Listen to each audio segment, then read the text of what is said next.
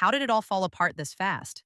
I mean, seriously, one moment they're sitting around trying to convince us that this was still a functioning family, and the next, bam, everything is crumbling. What we just saw in this latest Sister Wives episode wasn't just another awkward family meeting or tension under the surface. This felt like years of silence finally snapping, like the whole weight of this so called spiritual marriage finally crashing down on itself. Hi, friends, I'm Olivia, and welcome back to Sister Wives Secrets. If you've ever found yourself yelling at your screen, crying with these women, or just trying to make sense of how things got so chaotic, then you're in the right place. Make sure you hit that subscribe button and leave a comment below, because I know you have thoughts on this one. This episode wasn't just drama, it was raw, it was real. And honestly, it was painful to watch at times. It felt like everything we've known about this plural family, the love, the loyalty, the unity, just slipped through their fingers right there on camera. And at the center of it all are the women we've come to care so deeply about. Christine, who finally chose her peace over tradition. Janelle, slowly coming into her own, more independent than ever. Meri, still standing on the outside looking in, waiting for something that may never come. And then there's Robyn, holding on to whatever's left, trying to make sense of a family that looks nothing like the one she married into. And of course, there's Kody, the man who once called himself the leader of this family, now struggling to keep control as everything he built starts slipping away. You can see the panic in his eyes, and honestly, it's heartbreaking in a complicated kind of way. Over the next few minutes, we're going to walk through what actually happened in this episode. Every real moment, every honest emotion. No spin, no fan fiction, just the truth we all watched unfold. So grab a drink, settle in, and let's talk about the real story behind the collapse of the Brown family. Because once you see the cracks, you can't unsee them. Christine's decision to leave wasn't just a plot twist, it was a turning point that shook the entire foundation of this family. For years, we watched her try. We watched her push down her own needs, her hurt, her voice, just to keep the peace. And now, finally, she said, enough. You could feel it in the way she spoke. Calm but firm. This wasn't a woman acting on impulse.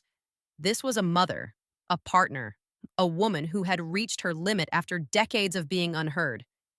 When Christine sat Kody down and told him she was done, you could tell this wasn't about anger, it was about freedom. It was about finally choosing herself. Let's be real, this didn't come out of nowhere. Christine's struggle has been building for years. Remember all those times she smiled through gritted teeth while Kody praised Robyn? Remember when she broke down in the back of the car after the wedding dress debacle with her daughter and realized Kody didn't care the way a partner should? That moment years ago was the beginning of her heartbreak. And then came the final blow, the pandemic restrictions. Christine watched her kids be pushed aside. She watched Kody draw lines, choosing who was worth the effort and who wasn't. And her family, her kids, weren't on the right side of that line. So she walked away. And not quietly either. She told the truth. She didn't soften the blow or sugarcoat it. She said it out loud. I'm not happy. I don't want to do this anymore. And honestly, fans everywhere felt that deep in their bones. The reaction online was immediate.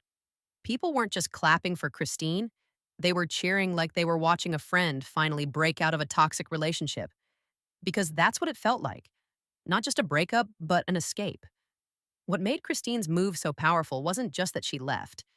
It's how she left. With dignity, with clarity, with love still in her heart, but no more illusions. She didn't try to burn everything down. She didn't scream. She just walked away. And that, in a world where women are told to stay quiet and keep sacrificing, was revolutionary. And while Kody scrambled to understand how he didn't see it coming, everyone watching at home knew exactly how it got to this point. We saw every dismissed concern, every broken promise. Christine didn't just leave, she finally stood up. And that moment changed everything. When Christine left, it didn't just shake the family, it shattered Kody's sense of control. For years, he had positioned himself as the leader, the one calling the shots, the glue holding this plural family together. But the moment she walked away, we saw something shift. And honestly, He didn't handle it well. You could see it in his face. The frustration, the disbelief, the desperation to keep his authority intact. But it was slipping. Fast. Instead of self reflecting or trying to understand where things went wrong, Kody got angry. He lashed out, not just at Christine, but at the whole situation. In the episodes that followed, his tone turned sharp. He talked about betrayal. He questioned loyalty. He ranted about respect and obedience, like he couldn't see that the foundation he built was already cracking. There was one moment that really stood out when he said he felt like Christine was playing games and that she was manipulating the family. But if you've been watching for a while, you know that Christine was probably the least manipulative of them all. She stayed quiet for years. She smiled through pain, and now that she was finally putting herself first, Kody couldn't handle it. He wasn't losing just a wife. He was losing the illusion of control he thought he had over everyone. It became even more obvious when he tried to reassert his leadership. The way he spoke to Janelle and Meri after Christine left, you could feel the pressure he was putting on them, trying to get them to take sides, to prove loyalty, but instead of unifying the family, it only pushed them further apart. His emotional outbursts didn't bring clarity, they made everything more chaotic. What the show did so well in these episodes was let us see the power shift. For so long, Kody stood at the center. But now, his words were hitting empty air. The women were making their own choices. Christine broke the seal, and suddenly, his authority didn't hold the weight it used to. The camera caught it all. His pacing, the defensiveness in his voice, the way he repeated himself trying to regain some sense of order. It was painful to watch, and also kind of necessary, because this was no longer a story about a man managing a big family. It became a story about women waking up and a man falling apart as the narrative slipped out of his hands. Kody wasn't the center anymore. He was a man watching his kingdom crumble and realizing too late that he built it on silence and sacrifice. While Christine's departure was loud, clear, and bold, Janelle's journey was like a slow burning fire. Quiet at first, controlled, but just as powerful, and in some ways, even more heartbreaking. Because unlike Christine, Janelle didn't storm out. She stayed. She listened. She tried. Until she couldn't anymore. Janelle's strength has always been in her calm. She was never the one to scream or demand. She played the long game, keeping the peace, raising her kids, making sacrifices. For years, she stood by Kody. Even when things didn't feel fair, even when he pulled away, even when it was obvious, especially to us watching, that he was giving more to Robyn than anyone else. Janelle stayed. She kept her head down and tried to make it work. And that's what made her shift so emotional. Because it wasn't explosive. It was real. It was slow. It was a woman realizing, after decades, that loyalty doesn't mean you have to lose yourself. One of the most telling scenes was when she finally confronted Kody. Her voice didn't rise. Her words were measured. But the power in what she said, it cut through. She asked why he was suddenly demanding loyalty when he hadn't shown up for her or their kids in the same way. She pointed out how different things had become. And you could see it on his face. He didn't expect her to push back. He thought she'd keep folding, but she didn't. And then there was that moment when she admitted, on camera, that she didn't know if she wanted to stay married anymore. That she was starting to feel more connected to Christine than to her own husband. That hit home for so many viewers, because how many people have stayed in situations way past their expiration date, hoping things would change, hoping love would be enough? Watching Janelle slowly come to terms with the fact that her needs were no longer being met, that was something real. That was something so many women related to. What Janelle showed wasn't just rebellion, it was awakening. She didn't yell or pack bags overnight. She didn't make a spectacle. But she started choosing herself in small, significant ways. She chose her kids. She chose peace. She chose truth. And every step she took away from Kody's control was a quiet declaration. I deserve more than this. I deserve to be seen. Christine may have kicked the door open, but Janelle walked through it with quiet dignity. And in doing so, she reminded us that sometimes strength looks like staying calm when your world is falling apart and still choosing to move forward.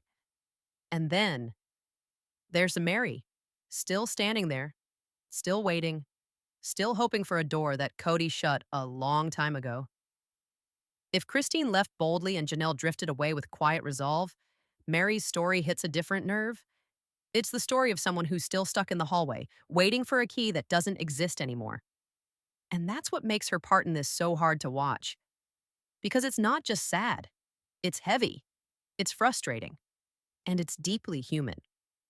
In the latest episode, you can feel the loneliness dripping off Meri. Her face tells the truth, her words won't. She smiles, she nods, she says she's still part of the family, but her eyes, her body language, it screams rejection. She's present but never included. She's talked about but never to. She stands in the background while Kody makes it clear over and over again that she's not really part of his world anymore. And yet, she stays. That's the part that stings the most. She still stays. Kody's been blunt. He's said he doesn't consider himself married to Meri anymore. He's said there's no romantic relationship left, no real connection. And Meri heard all of that. But she still holds on. Why? Some say it's faith, others say it's hope. Some think it's fear of starting over after decades of building a life around this family. But whatever it is, it's heartbreaking to watch someone be so loyal to a version of love that stopped showing up for her a long time ago. You can see it in those silent moments. When she sits at the edge of conversations, waiting to be noticed. When she brings up old memories and no one really responds. When she talks about being committed to the family, even though the family has clearly moved on without her. Meri's story asks the question so many people are afraid to answer. When do you stop waiting for someone to love you back? She's been through betrayal. She's been through shame. And yet here she is, still showing up, still holding on to the idea that maybe, just maybe, Kody will see her again. But at what cost? And I want to ask you as a viewer, someone who's watched her suffer silently for years, would you still stay? Because at this point, Meri isn't just waiting for Kody. She's waiting for herself to finally let go. And now we have Robyn, the last one standing. The only wife still officially in a relationship with Kody. But if you thought that meant she was winning in this whole thing, well, not exactly. This episode showed us a lot of Robyn's emotions. The tears, the heartbreak, the way she talks about wanting the family to stay together. She keeps saying she never wanted this, that she dreamed of being part of a big, loving, plural family where everyone had a place, that she didn't ask for any of this division. And when she says that, part of you might believe her. She does look genuinely crushed. Her voice shakes. Her eyes well up. She says she's mourning a family that's falling apart right in front of her. But then there's the other part, the part that remembers the years of tension, the favoritism, the moments when Kody was clearly spending more time at her house than anyone else's, the unequal affection, the broken promises, the wives noticing that when Robyn entered the family, everything started to shift. And that's where the audience splits. Some people feel bad for her. They think she's caught in the middle, that she really did try to build connections, and now she's stuck in a situation where everyone else is walking away. Others, they're not buying it. They see her tears as manipulation, or at the very least, denial. They point out how Kody defends her fiercely, how he talks about her like she's the only one who's loyal, the only one who respects him. And fans can't help but notice that loyalty in Kody's eyes often looks a lot like submission. In this episode, Robyn says she feels like she's lost her family, that she's grieving a dream that's slipping through her fingers. And maybe she really is. Maybe she wanted the sisterhood and the shared lives and the big chaotic family dinners. But she's also the one Kody's still with. She's the one he protects, the one he listens to. So now the question is this: is Robyn really a victim here? Or did she just end up being the last one holding the keys to a house that everyone else finally walked away from? Tell me what you think in the comments. Because this part, it's not as clear-cut as it seems. How did a dream of forever family turn into this quiet, bitter end? As the dust settles, it's impossible not to feel the weight of what's been lost, not just for the Brown family, but for everyone watching who once believed in what they were trying to build, a plural marriage with love, cooperation, and respect. It sounded complicated, but also kind of beautiful. At least it did in the beginning. But what we've seen this season, what this episode made painfully clear, is that the dream has cracked in ways that can't be patched up. Christine chose herself, and for that, she became a symbol of freedom. She stopped smiling through pain. She stopped pretending she was okay with scraps of attention and affection. Her leaving wasn't just about walking away from Kody, it was about refusing to live a life that no longer fed her soul. Then there's Janelle, quiet, composed, logical Janelle, who stayed calm even as the storm hit harder around her. She's not the type to make a scene. But that strength, that steady, self assured energy, it spoke louder than any dramatic exit.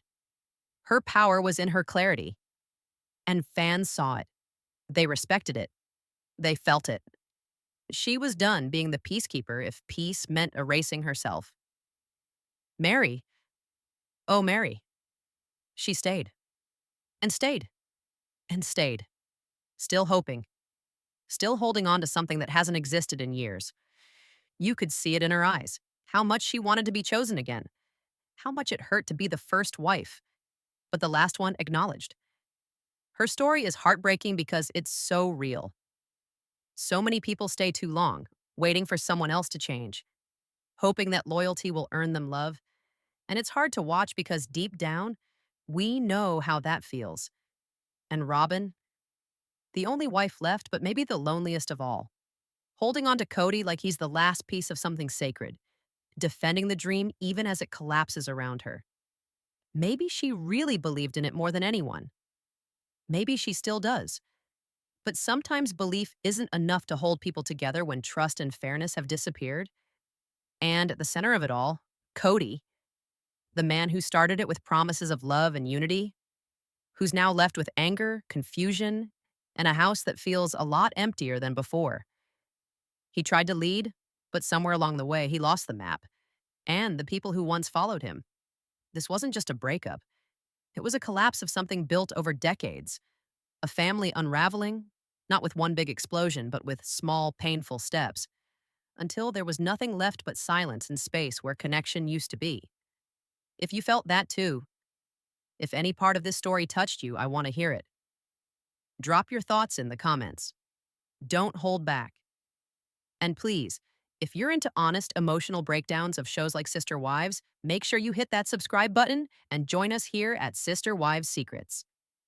I'm Olivia, and I'll be right here with you as we keep watching, questioning, and keeping the truth alive. Because the story may be fading on screen, but the truth, that still matters. See you in the next one.